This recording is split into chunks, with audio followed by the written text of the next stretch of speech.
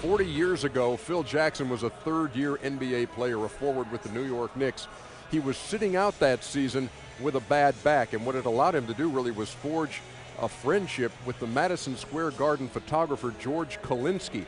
The two collaborated on a book, Take It All, which chronicled the magical run to the championship that year. And as Marv Albert tells us, not only did Phil learn a little bit about photography at that time, but it was really a snapshot into the coaching profession. It was the fall of 1969, and I was in my third year as a broadcaster for the New York Knicks. In New York, there was a feeling that anything was possible. The New York Jets and New York Mets had recently won improbable championships, and the New York Knicks were about to embark on their own miracle journey. Bradley, DeBusschere, Frazier, and Reed would become household names on a team that forged its reputation for its unselfishness and belief in each other. That spring, the Knicks would play a memorable 7-game series for the championship against the Los Angeles Lakers. Well, Phil, we went into the archives and came up with the photo book that you and Madison Square Garden photographer George Kalinsky put together after that 1970 championship season. What strikes me is the fact that you make so many references to your head coach at that time, Red Holzman. Yes.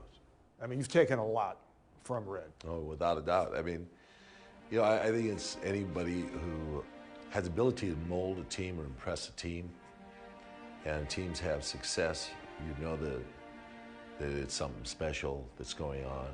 I think you hold on to those memories. I've talked to your former teammates, and they marvel at your success as a head coach. But the feeling is no one thought you would be a head coach in the NBA. You know, you look back to the late 60s, 70s. I mean, my feeling was maybe you'd be the art critic for the Village Voice.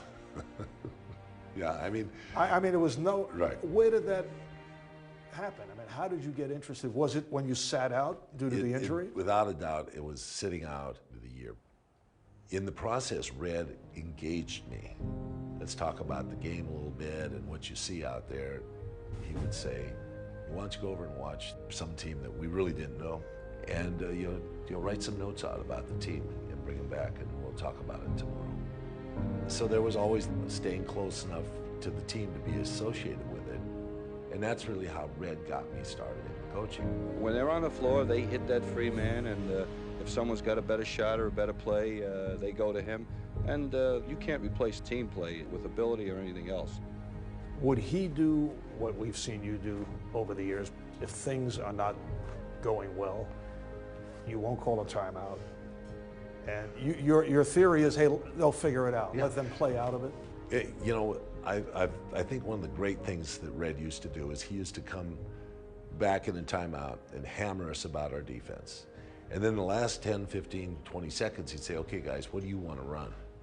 And I've always felt, you know, there's a certain amount of lead room that you give your players where they have responsibility. And I think that's been something that's worked out well for us. Top of the key to Reedy's triple team, falls down. We got a whistle on the play, and Willis is hurt. You know, the book illustrates the most difficult moment in Knicks history in game number 5 when Willis goes down in the first half and is taken off the floor. What were you thinking when you saw him go down? Well, that's about it, you know. I hope it isn't serious. The big question is, will Willis Reed play tonight? There is tremendous doubt right now. Here comes Willis, and the crowd is going wild. And here's the moment. Yeah, that was really something.